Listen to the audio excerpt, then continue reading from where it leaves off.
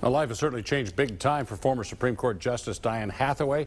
Already gave up her job, gave away her law license, but today she turned in her freedom. Yes, indeed. She sits in federal prison tonight, a direct result of a 7 Action News investigation that exposed her bank fraud. Investigator Ross Jones broke that story, and he has the latest on Hathaway's first day behind bars. It's not the Grosse Pointe lifestyle that she's used to. The woman who used to be known as Your Honor is now known just by an inmate number. Diane Hathaway used to hand out orders, but today she'll start to take them. Alderson Federal Prison's newest inmate is a former Supreme Court justice, and just before 12 o'clock this afternoon, Hathaway showed up to the minimum security prison she'll call home for at least 10 months. Officials say she followed normal intake procedures. Her property was inventoried. Clothing and jewelry will be sent back home.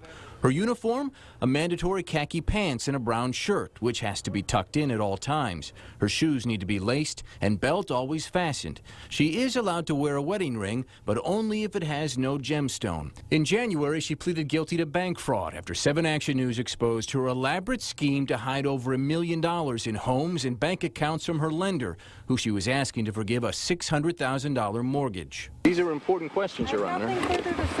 The former judge is well known here in Michigan, but just another inmate at the prison known as Camp Cupcake. So when she's outside of her cell, she'll need to wear an ID badge at all times. Well, with good behavior, Hathaway will have 2 months shaved off her prison sentence and would be due out in April. I'm Ross Jones, 7 Action News. All right, thanks a lot, Ross.